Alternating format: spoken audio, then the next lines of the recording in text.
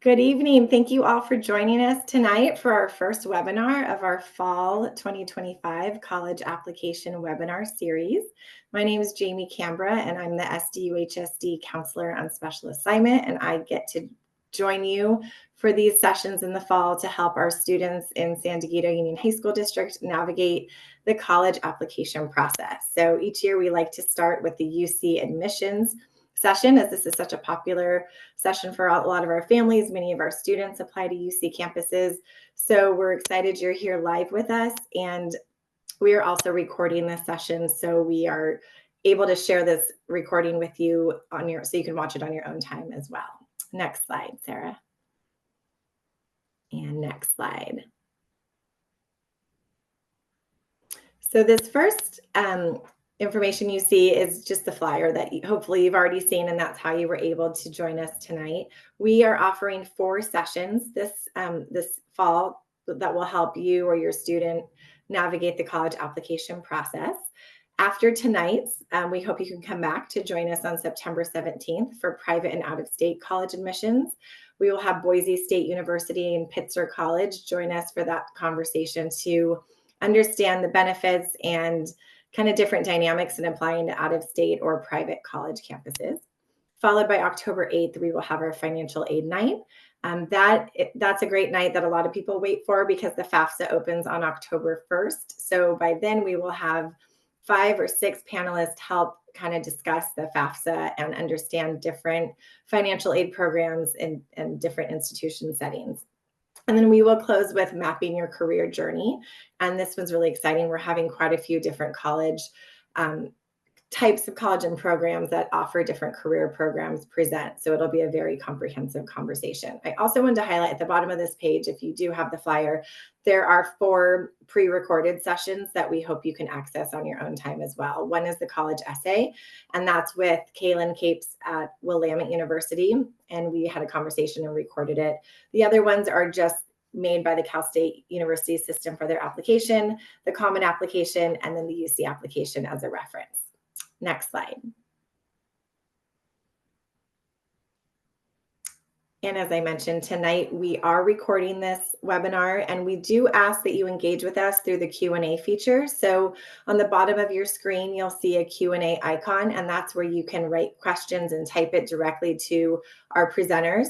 The chat feature has been disabled. So the best way to communicate directly with us is through that Q&A feature. At the end of the session, we will take the questions that have been asked the most commonly, and we will do a live Q&A with everyone to kind of review the answers to those questions. Next slide. And I'm excited to introduce our presenters tonight. We have 2 esteemed colleagues from the UC system to present on the UC admissions, and I appreciate them being here. This is a very busy time of year, as everyone can imagine. They're busy with their recruitment cycle, and they just had the UC Counselor Conference, so I really appreciate both of you spending your night with us tonight. Mary Jane Chin, who is the UC San Diego admissions officer. She will speak on behalf of UC San Diego and also cover a few major pieces of the UC application. And Juan Carlos Lopez is UC Merced. He's in the Office of Admission and Outreach. And Juan Carlos has been a partner of ours for many years. And I'm so glad that you're here, Juan Carlos. Thank you for joining us. We also are very lucky to have Chanel Larry, head counselor at Torrey Pines High School, and she will frame the conversation about applying to the UC campuses with the high school counselor hat on. And then myself, Jamie Cambra, counselor on special assignment, and Sarah O'Clushin, she's our teacher on special assignment, and she'll arrive later in the presentation for the Q&A. So thank you, Sarah, for doing all the slides in the background as well. Next slide. And to give the UC admissions overview from the high school counselor perspective, a few slides for Chanel, I will pass it off to Chanel. Thank you. Thanks, Jamie. So all of the high schools in our district present to our senior class, and we also give this information to our juniors and really all of our students starting in 9th grade in regards to the UC and CSU system, because we are all California public high schools. So we like to inform our students and families about their options for post-high school planning. And so this evening, addressing the UC campus system, obviously we have 9 campuses across the state of California, and the majority of our students are very familiar with those options, ranging from UCSD all the way up to Cal and UC Davis.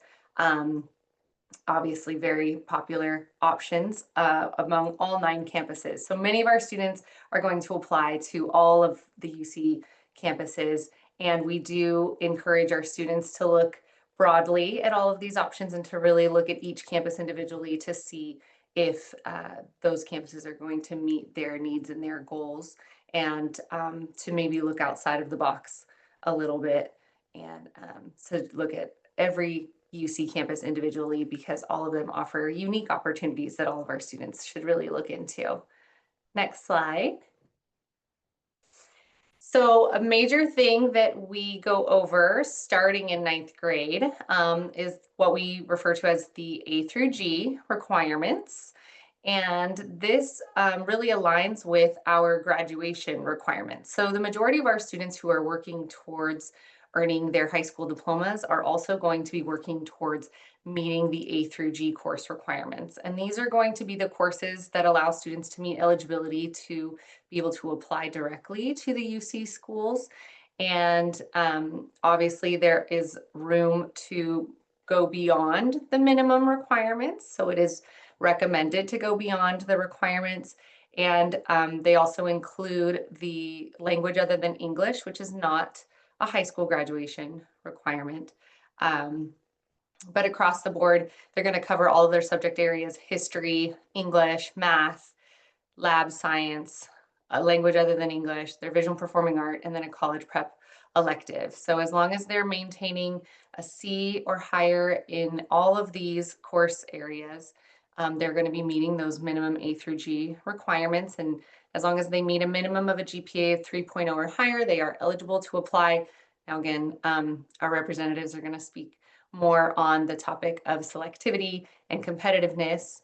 And as we get more into the details, they are also going to go over their test-free admissions. So our UC schools no longer require the SAT or the ACT as a part of the admission process. The scores are not reviewed.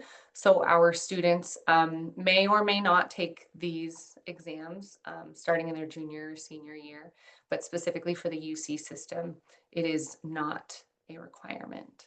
Next slide.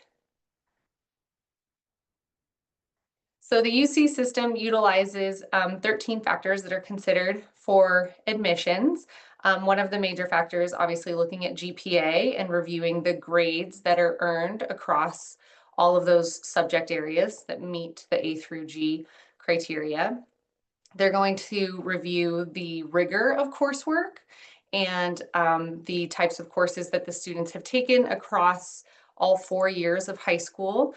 GPA is calculated by using the grades earned in 10th and 11th grade. So that often becomes a bit of a misconception among our students, thinking that 9th grade doesn't count, but it actually does, because they are looking at that coursework for meeting those A through G requirements, but they're going to calculate the GPA using those grades in 10th and 11th grade. And they're also going to look again at that level of rigor, and if the students are challenging themselves, taking advantage of the classes that are being offered at their school sites. They're also looking at what the students are taking in their senior years. So seniors are going to be reporting their in-progress senior year courses, even though they don't actually have grades yet for those classes. The UC system also offers the opportunity for students to answer 4 of their personal insight questions. There's 8 questions and they can answer 4 of them. So our reps will go into more detail about those. But this is going to give students the chance to give a little bit more context and to really kind of show themselves outside of their academics and maybe just the information that they've already reported on their application. And they're also going to consider extracurriculars, achievements, awards, talents, special circumstances. Maybe they have experiences, within their families, or maybe they have job experience, maybe they're committed to philanthropy, things like that, leadership opportunities. they can really showcase that throughout the application. So it is a comprehensive review process, which is why we always encourage our students to really take advantage of these opportunities while they are in high school and understand that they are more than a transcript and obviously more than a test score, because the UCs are not even looking at test scores, and to really just take advantage of all of the wonderful things that all of our high schools have to offer, because the UCs are really looking at each of their applicants as a whole person and what they can really bring to the table at that university and what that university can really do for them. So next slide. And now I will pass it over to Mary Jane for preparing the UC application.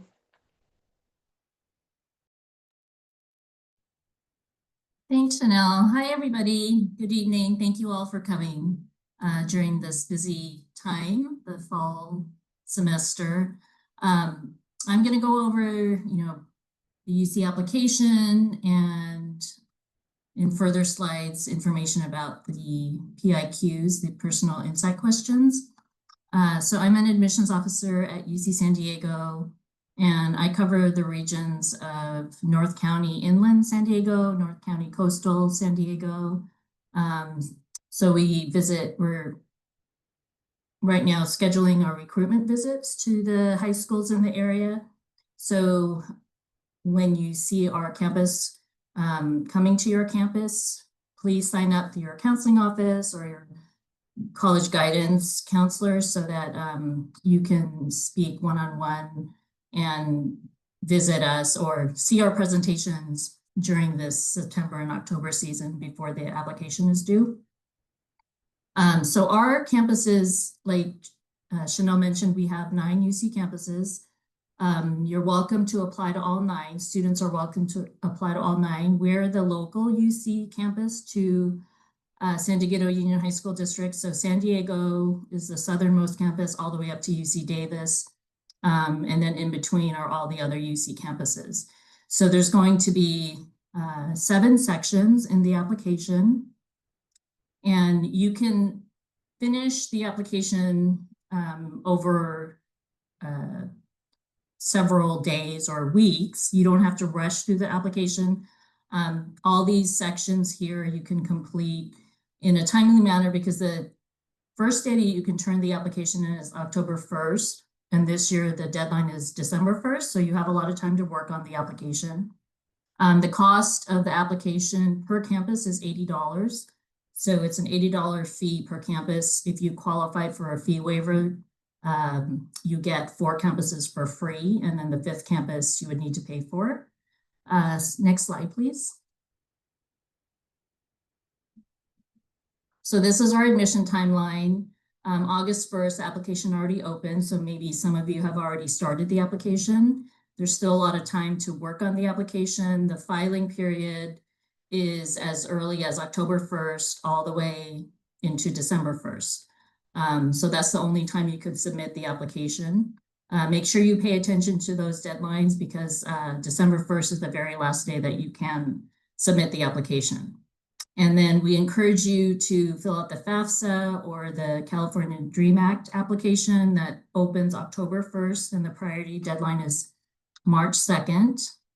And then during the month of March is when all the UC campuses release their decisions. So it varies from early March all the way to the end of March. Our campus, UC San Diego, typically releases around mid-March. Berkeley and UCLA typically release towards the end of March. And May 1st, again, that's a very critical, important deadline. Make sure you meet that May 1st SIR deadline. That's your intent to register deadline. And you can only accept an offer from one UC campus, because potentially you could be admitted to multiple UC campuses, but you can only accept one offer from one of the UC campuses. And then a very important deadline is also July. So July 1st is when we require the official transcripts from you, showing your graduation or diploma date and all your grades through senior year, through 12th grade. And then the AP and IB exam results are due in July as well. That's July 15th. So prepare for that as the dates grow closer. But again, you only submit that to the campus that you accept the offer from. Okay. Next slide, please. And then before you start, consider all the campuses and the majors, have an unofficial copy of your transcript so that you're reporting everything accurately. Write your responses to the personal insight questions. You can do that on a separate Google or Word document, and then just copy and paste your responses onto the application. A document, many of you may have already started a document outlining all your activities and leadership roles, awards, extracurricular activities, volunteer experience. We want you to transfer that onto the UC application. So that's a big section of the application. And as you go forward on the application, you'll see all those sections. Next slide. And then navigating the application, it's 7 sections, and it can be completed in any order. Start with the About You section that contains the logic that's used throughout the application, and you can save your progress throughout any time in the application, and it'll pick up where you left off. And a good tip is a successful application is not completed in one sitting. So again, you can go back and forth and continue working on the application, taking your time. Next slide. Personal insight questions. Go ahead and forward one more slide. So there's 8 of them, and you respond to any 4 of the questions. All the questions are of equal value, so it doesn't matter which 4 you choose to answer. There's a maximum of 350 words per question, and that's not a lot as far as the limit. You'll get to that 350 word limit pretty quickly. So we want you to focus on the content, not the style of your writing. It's not a creative writing assignment. We're not going to be grading it. So we want you to be as succinct and detailed as possible. Just answer the question directly, and then ensure that your responses are focused on you. We want to hear about you. A lot of students tend to write about their families or their parents or grandparents, how they've affected them. But initially, essentially we want you to focus on you and where you're coming from, your goals, your passions, your aspirations. So this is kind of a way for us to get to know you a little bit better beyond the grades in the classroom. It's kind of like an interview on paper, because we don't do interviews and we don't take letters of recommendation. So the personal insight question responses are the best way for us to get to know you a little bit better. Next slide. And then again, like I mentioned, work on the responses in a separate document. Check for spelling and grammatical errors, even though we're not really grading that, just so that it flows easily and it's easily read. And once you're finished with those responses, just copy and paste them onto the UC application, because if you create it on the application itself, it doesn't save those responses, and it'll time out after maybe 10 or 15 minutes. So just create the responses on a separate document. Next slide. And there's an additional comment section for the personal insight questions. This is not required, but if you want to use this space to give us clarification, if there's anything else you want to inform us about and you weren't able to do it in other parts of the PIQs, this is the space that you can use. Again, it's fine to leave it blank. It's not required. Next slide. Additional comments, it's an opportunity for you to share more details that cannot be found in other parts of the application. The additional comments section are found in 2 different sections, one in the academic history and one in PIQs. And again, they're not required that you answer or that you fill that space, but it does give us clarification if you want to add more information. Don't use it to continue a PIQ response. It's not a 5th PIQ response. Don't use it as a space to link your portfolio or resume or videos because we don't have time to read those. So even if you do plug that into that space, they're not going to be read or viewed. Don't use it as an opportunity to try to, impress the admissions reader or posting a short story or poem. So that's not what that space is used for. And then additional tips: use your own natural voice, your own writing style, write directly and literally. You're not being assessed on your creative writing skills. Take your time, write in stages, get feedback. There's no right or wrong answer. And avoid repeating information that has already been presented in previous or other parts of the application. These are good resources for you, so feel free to scan the QR code for general admission information and PIQs. Again, this will be recorded and posted on your website, on the district website. So if you're not able to get it here, you can get it in the future. Next slide. Activities and awards. And I think that's on to Juan Carlos. So handing it over to you, Juan Carlos. All right. Can you hear me? Can you hear me? Can you hear me? Okay, perfect. All right, awesome. So now we're going to go enter activities and awards. Applicants can enter up to 20 activities across 6 categories. But also keep in mind when you're doing these, make sure that you do the ones from most recent to the oldest, because you want to see what you're doing more currently, which is very important. And when you are doing the activities and awards here, enter the activities and categories that best reflect your interest and achievements. Also, when you're putting the description of the activities in your application, make sure that they're clear. More times than not, we see people that say, "I've been an Avid for 4 years," for example. Uh, okay, so what else did you do in Avid? There's more to just saying that I was part of Avid. We want to make sure that you're clear on the message that you're putting in. And as Mary Jane mentioned to you, the application is designed for you to provide us with information that you feel is important we should know about you. And this is a good reflection on who you are as a student and the activities that you've done outside of the classroom, which makes your application a little bit stronger. So make sure that you take care of that as you start thinking about uh, when filling out this category or this section of the application. Next slide, please. Next slide. Thank you. Again, I kind of move a little bit. Some of the educational programs that you see here, as you can see, some of them are either AVID, CalSO, TRIO programs.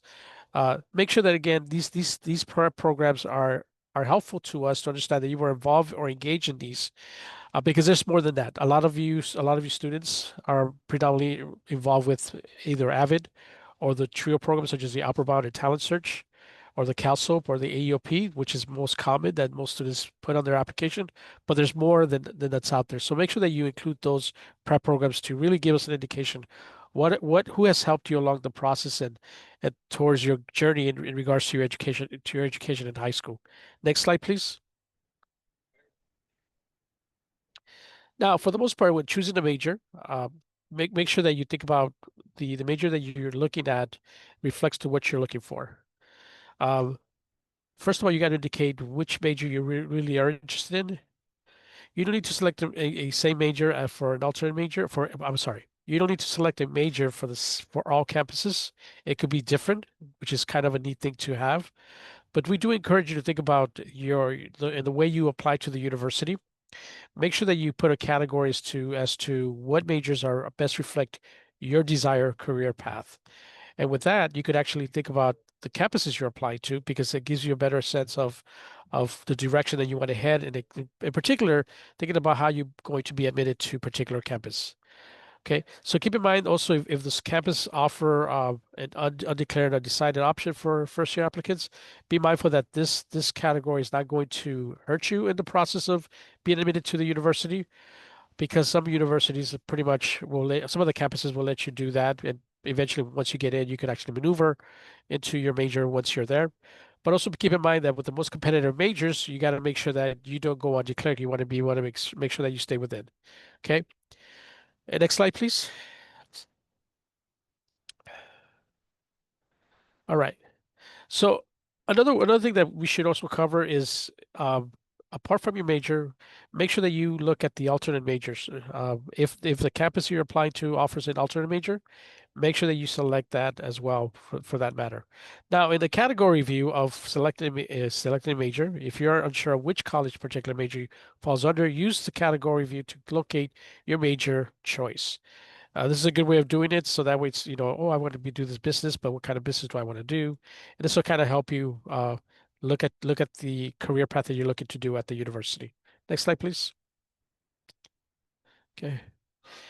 And again, I already covered the alternate major. When selecting a major, it's very important that you select an alternate major because sometimes a campus might look at your alternate major as part of the selection process for that particular campus. So keep in mind when selecting a major, always think about the alternate major. It could be in similar idea or same category of what you're thinking as your major, but please try to do that because that's going to help us understand the process and understand that you're interested not just only in that particular major, but you have an alternate major at hand. And again, a lot of the campuses will look at that and say, okay, this individual might not fit this particular main major, but they have met the criteria for the alternate major. That's going to be very helpful for us in the long run. Next slide, please. Okay. All right. Thank you very much. Okay,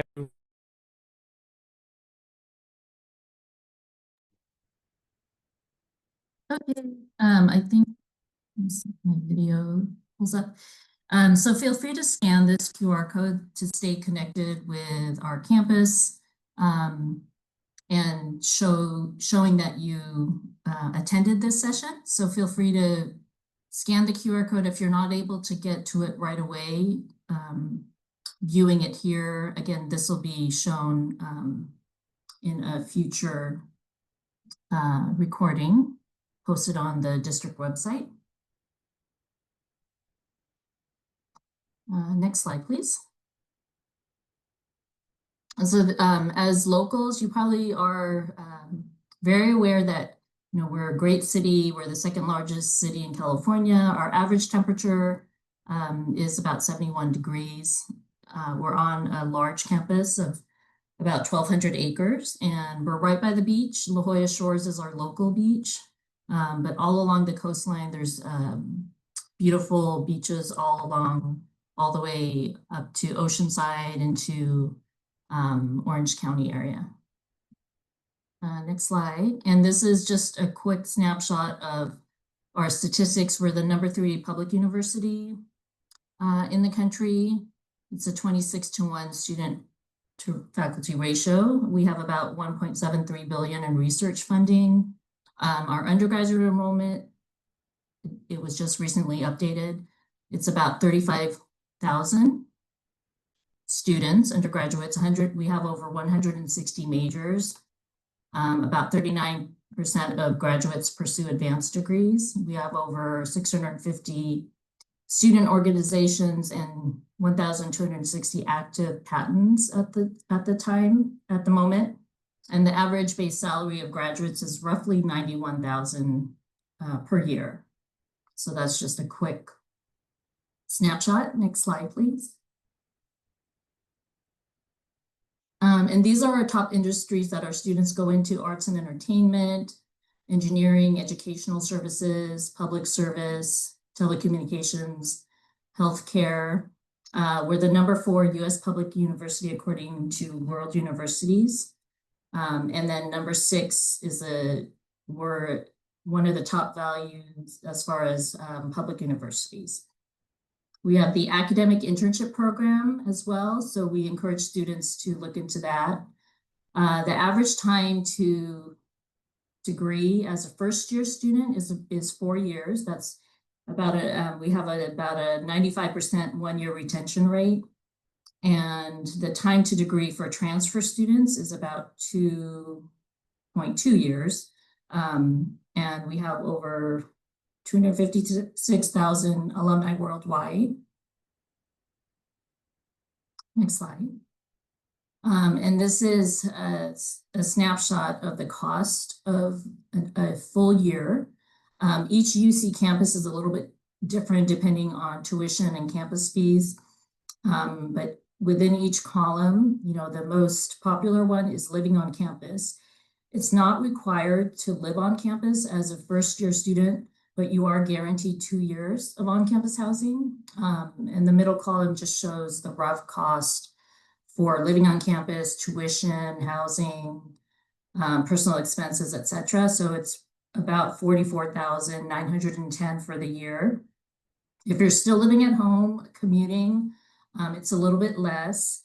And then living on campus is comparable to living on campus. So again, it's not required that you live on campus, but it's highly recommended, and you are guaranteed 2 years of on-campus housing. All the UCs have a tuition stability plan, so it's system-wide tuition stays the same for up to 6 years of undergraduate study. And the campus-based fees are different for each campus. There's the blue and gold opportunity available for California residents of families who are earning up to $80,000. And so that would cover tuition, but students have to fill out the FAFSA or the CATA and apply by the March 2nd deadline. And then the next slide shows the submission period, October 1st to March 2nd. For our campus, about 70% of our undergraduates receive some form of financial support, and about 60% of our undergraduates receive need-based financial aid. Next slide. And then these are our majors. They're not listed here, but you can go to the admissions.ucsd.edu/majors website, and it will show all 160 plus majors. The majors listed under selective majors are data science, engineering, and public health. So those are selective majors, meaning that there's limited capacity in those majors. So we encourage you, if you want one of those majors, to list it as your first choice, and then list an alternate major as well, just in case you're not able to get your first choice selective majors. Next slide. And then living on campus, you're guaranteed 2 years of guaranteed on-campus living. You can find more information on hdh.ucsd.edu regarding the residence halls. We have over a dozen restaurants all over campus, and it doesn't matter which college you belong to, you can go to any of the restaurants and dining halls. You'll have a meal plan, and that'll carry you through the academic year. Next slide. And then the college system is unique to UC San Diego. There are 8 colleges. So when you apply for San Diego, if you're selecting San Diego as one of your campuses, you would need to rank the colleges. And I'll get into that in a little bit. It's going to be a little bit different this year, but you'll live at the college. If you live on campus, you'll live at your college residence hall. So if you belong to Marshall College, you'll live at Marshall College residence halls. And that's going to be our newest dormitories. That'll be ready for students mid-year in winter. Next slide. So the college system, when you apply, when you're on the UC application, when you select UC San Diego, you're going to have to rank the colleges, and you're going to answer, do you want to select and rank your top 4 UC San Diego colleges? You could answer no or yes. It's up to you. If you select no, you'll just randomly be placed in one of the 8 colleges. If you mark yes, you're going to be asked to rank your top 4 colleges. And you need to belong to one of the colleges. It doesn't matter what your major is, you would belong to any one of the 8 colleges. So we encourage you to research the colleges carefully. They each have their own philosophy and their own set of general education requirements. And those are the courses that you're going to be taking in order to graduate in roughly 4 years. And then the next slide should show the different colleges. So when you're ranking the colleges, again, you're only going to rank 4. In past years, you ranked all 8 colleges 1 through 8, one being your first choice, 8 being your last choice. But this year, there's a change in that you're only going to rank your top 4 colleges. So all the colleges are excellent colleges. It doesn't matter which one you choose to rank in your top 4. You could have any major and belong to any of the 8 colleges. All colleges have a variety of majors. And this is a link to our events for 2025 to 2026. And there's going to be a lot of webinars happening this month in October and early November. So we encourage you to go to this website and browse through all the webinars that we're offering for prospective students, parents and family, and then also for counselors as well. And this, again, this is like a way to connect with us. Feel free to scan this QR code specifically, just to be on our mailing list. The previous QR code that I showed you at the beginning of the slide deck is just specifically for this event, showing us that you attended this webinar. And then the next slide is connecting with us again. Follow us on X or Instagram or at UCSD Admissions. And we have a lot of information that we forward to you as you follow us throughout the academic year. Next slide. Contact information for us. You're welcome to visit our campus.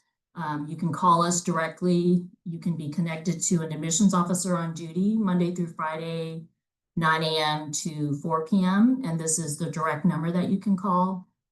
Again, feel free to visit us during your breaks, or if we do have Saturday tours. So if you're interested in reserving a tour, you're welcome to go to our website for that as well. Thank you.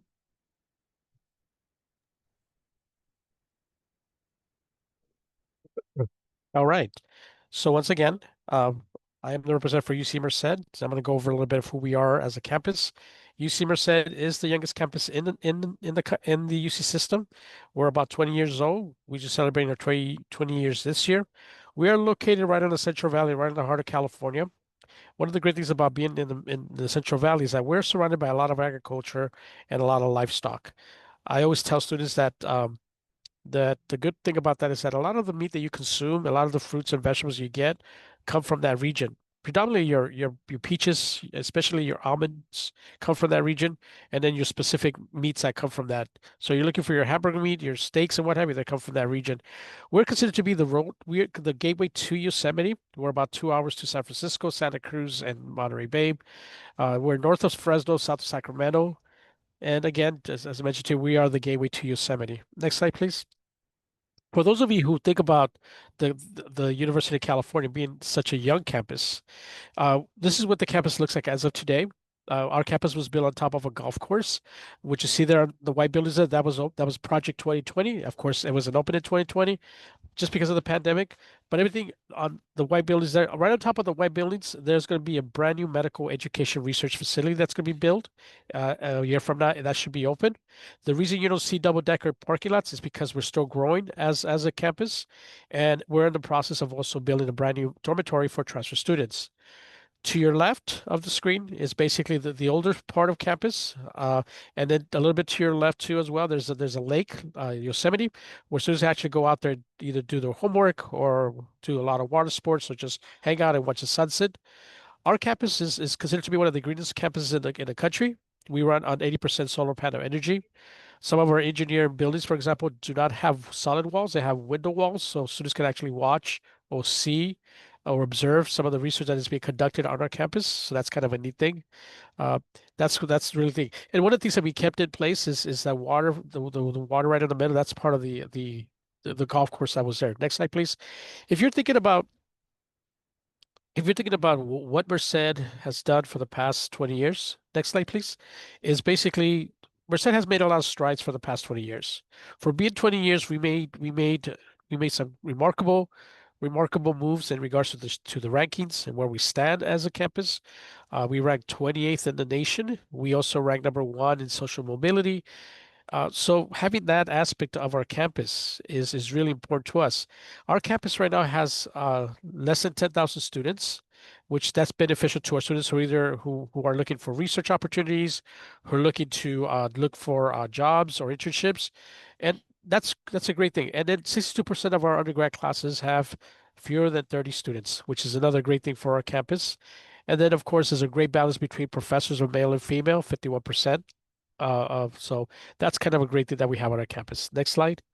One of the great things too about our campus in the long run, when you think about what we offer as a campus as far as majors are concerned, our campus is broken out to 3 schools: the School of Engineering, the School of Natural Science, the School of Social Science. Our most sought out programs on our campus is mechanical engineering, computer science, uh, biological sciences, management, business economics, psychology, so which is kind of a neat thing for that our campus. One of the newest programs on our campus, we have a business administration degree, and it's unique because it's a business administration that's going to be more practical for students who want to go into business administration. For example, they're planning to do a CPA courses, and hopefully that instead of taking it 3 years to take your exam, it's going to be 2 years. We're waiting for the state to approve that, and we're also adding a real estate category to our business administration. So a lot of practicality there. Our liberal studies program, that's also actually a new program as well. It's going to add up for students who want to go into the education business. So for that matter, we're one of several campuses that have aerospace engineering. And the reason why we have aerospace engineering, for any of you who watched the NASA sending a probe to Mars, Perseverance, that actually was a project that was worked at UC Merced. We do allow students to come undeclared. We feel like we want to empower the students who do not know what they want to major in, so that they'll have the opportunities to explore and eventually decide a major. But then again, we have undeclared majors in the humanities, the sciences, and engineer. So we allow students to really explore before they make the decision whether to go to whatever major they're thinking about. Next slide, please. Another thing too is that just like every campus, our education is not necessarily based on campus. We do have a great relationship with Yosemite, and then that we have a research station at Yosemite, and we have a leadership program. We're the only UC that has a relationship with the National Forest, and students who do the leadership program can actually be certified through our campus to become park rangers, which is kind of cool. And for those students who are doing environmental science or environmental engineering, they could actually go there and take care of that. And then through our leadership program, a lot of students do get engaged with fixing the park in regards to when you have a lot of tourists and they mess up a lot of the things that are on the campus. I mean, on at Yosemite, they do that. Another great thing about Yosemite is that with the relationship with Merced is that we do have a Shakespeare up at Yosemite, or a Shakespeare play, which we allows the English department puts this together every year in the springtime, that is being actually performed under the stars. What better way to do something in the springtime than to do that? And also under the athletic department, we do have constantly trips out to Yosemite, and our campus does have that too. So students can actually go on and just visit for a day, explore. They can go camping if they want to. So those are the great things about being so close to Yosemite, and the relationship that we have with Yosemite makes UC Merced a really interesting campus. In that too, we're in the city of Merced, which is about 90,000 residents. And then with the 90,000 residents, there's less traffic. Granted, we're not going to compare to what Southern California has as far as the beaches are concerned. But one of the great things about our campus is our students are doing some amazing things. They do graduate on time, and they do get to explore, and they do get to do research as an undergrad while being there at UC Merced. Next slide, please. In the long run, UC Merced has a lot of things going for the campus itself. Next slide, please. This is a sample as to where students are actually landing from big companies such as Tesla, Facebook, and NASA, and National Forest, what have you. Those are the things and then our students are actually going off to graduate school. They're actually doing going into medical school and what have you.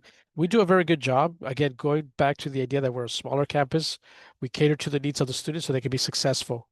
Now, in order for you to be in touch with us, we do hold application workshops. We do hold advising sessions for you. And we also want to make sure that you understand where we are as far as college fairs are concerned. I want to thank you very much for showing up today. We are UC Merced. Our motto is first, further, and forward. We were the first campus to be built in the 21st century. We have gone further than expected, and we are moving forward, as you can see, as the campus is growing. This is my contact information. Should you have any questions, please let me know. Thank you very much.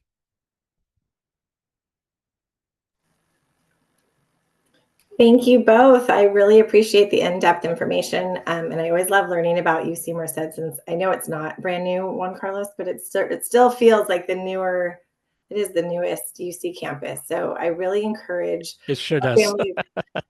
Yeah, it's just time's passing apparently very quickly. Yeah, yeah, But I yeah. encourage our families to visit and to go up to UC Merced, and especially since we live in San Diego and we're very familiar with UCSD, I hope our families are open to that opportunity because there's a lot of great things happening on your campus. We have listed on this slide information at each UC campus for how to contact the admissions office. Obviously, the internet, the web is the best way to start. There's a lot of information on each individual campus website. And then from there, as both Juan Carlos and Mary Jane shared, we have campus visits. So your counselors can share email contact if you can't get in from the presentation. Next slide, Sarah. This is also other information that you can use to access for admission requirements, general admission information. There's a great resource on the selection process, and that's actually going to be one of our questions. I think it's always helpful for students and parents to understand how the application is reviewed and all the great information that you learned today on what is in the application and how to report the information. But then we need to know, well, what happens next? What is the system that the UC campuses use to review the information shared? So this link will outline that information by campus. And then filling out the UC application is kind of a play-by-play for each section if you need guidance while you're working through the actual application. There's always a support information that you can call if there's tech issues or something didn't save or I know one year I had a student who started the application too early and was doing like the winter application, not the fall. So they had to call this number. So that might be something that you can reference, and you can see the dates that they're open and closed. Next slide. And this is our contact information. We don't want you to leave yet because we do have really good Q&A, but we like to show this first because often people leave during the Q&A and you don't see the slide. So this is Mary Jane's email, Juan Carlos's email, Chanel's email at Torrey Pines, my email address, Sarah, who you haven't met yet, but she's behind the scenes. And as we said earlier, this is recorded and posted on the SDUHSD College and Career Events webpage. We will also send this out through each high school counseling office, the recording and the presentation slides, so you can reference those as well. Next slide. And good news, we have 10 minutes to go over some questions. And we had quite a few really good questions come through the chat. Chanel and I will kind of tag team this, and I will start. And I kind of alluded to it before, and this can be either Juan Carlos or Mary Jane, whoever wants to answer. If one of you would like to go into what the holistic review process looks like for a UC applicant, there was someone who did ask about if one person reads all the PIQs, or as we know, there's 2 readers for every application. So if one of you would like to expand on that and explain the process, that would be great. Sure, I'll start. Our process is a holistic review process, and each campus does its own comprehensive or holistic review.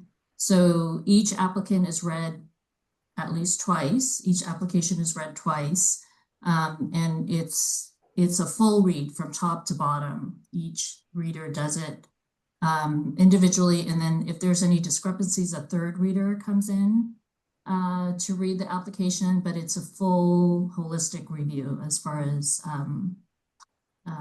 evaluating and reading the application. Perfect. Juan Carlos, is that the same with UC Merced, or do you have anything to add? We do a comprehensive review. We basically just do the we on our campus we read everything, and like Mary Jane said, we do have 2 other eyes looking at the application before we make the final decision. But we do a comprehensive review, utilizing the selection factors that are published on our website. Perfect. Thank you. And if you're listening in and you're interested in applying to a different campus, the comprehensive or holistic review information is included on that link I shared earlier. So you can look that up by campus. Chanel, did you have a question you wanted to ask? Yes, I feel like we get this question in our counseling offices all the time. How critical is it to have the 3 years of a language other than English? Although 2 years is required, we do tell students that 3 years is recommended. But this came up in the Q&A during the presentation. How important is it to go beyond that 2-year requirement, and what impact does that have on the application? So for the 2 years of the minimum requirement for language other than English is 2 years. So applicants have met that 2-year requirement going 3 years. It won't disadvantage the student if they only do 2 years.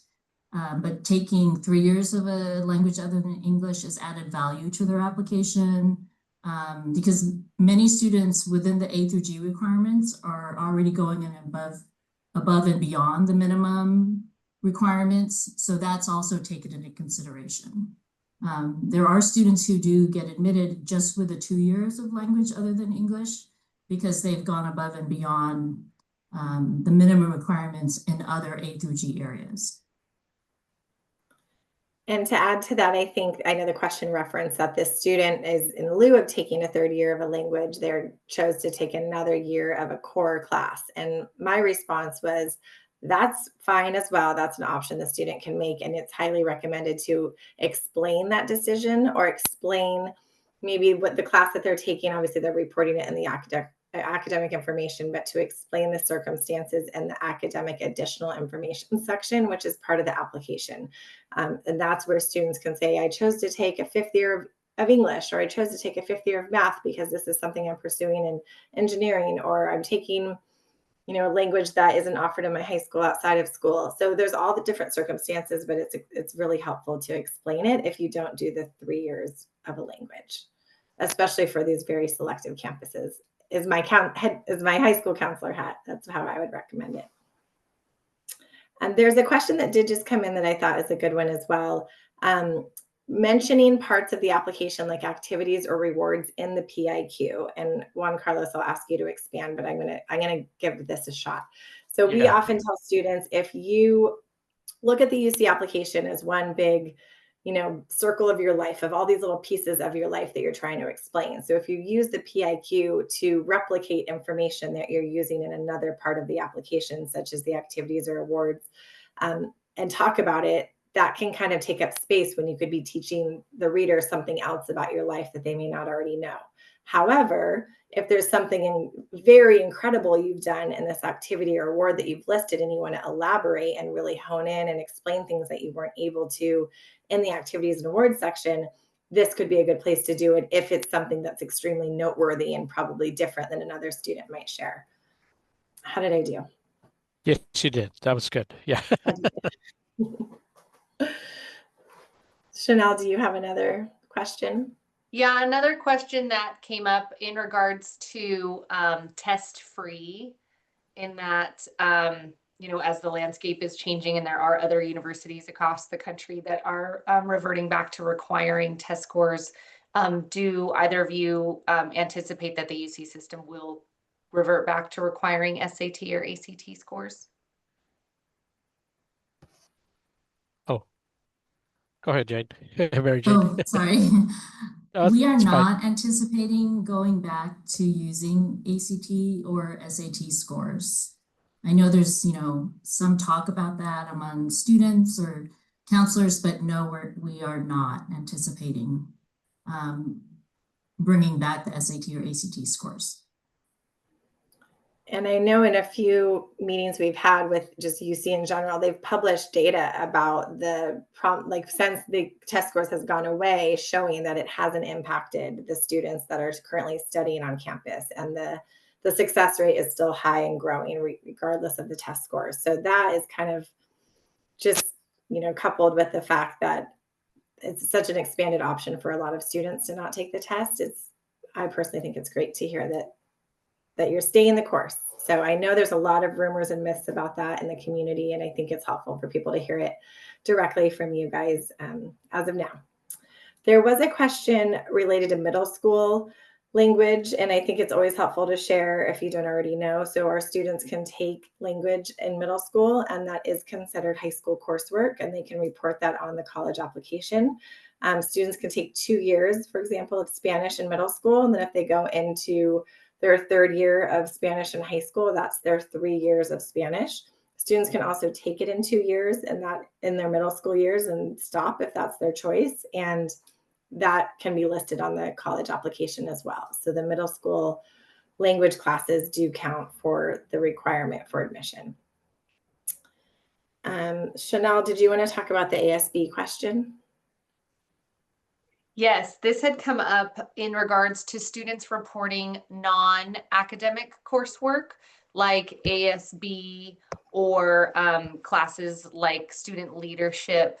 It's a non-A through G course, but how would students report that on the application and maybe elaborate on their positions within those classes and those school activities? That can be put into the activities and make sure that they're clear and clear in regards to what their position was in regards to that, because that's where it should go as far as that is concerned. That activity, yeah. And I think the final question we can answer, and Sarah, maybe you can end on the slide 20 that had the QR code. I know someone asked if they could see that again.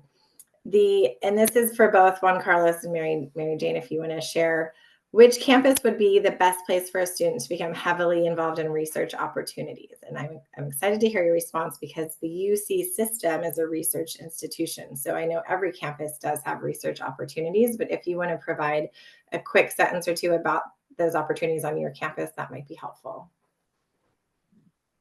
Sure. Yeah, all the UC campuses offer research and internship opportunities.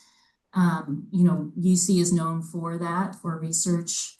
So for our campus, there's the academic internship program. The Career Center is good to be involved with.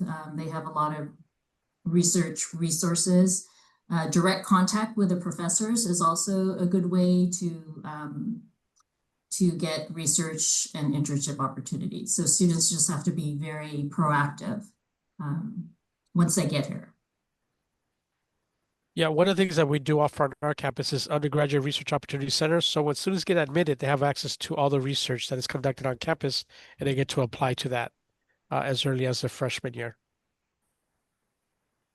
Thank you. And thank you all for coming tonight. Special thank you to Juan Carlos and Mary Jane and Chanel for joining us and contributing to the conversation. Thank you for everyone who was able to log in tonight. Like we said, this will be recorded and shared out so you can watch the part again that you want to revisit, and then the presentations will also be shared. We hope we will see you again on September 17th for our out-of-state and private college application process conversation. Have a good night, everyone. Thank you.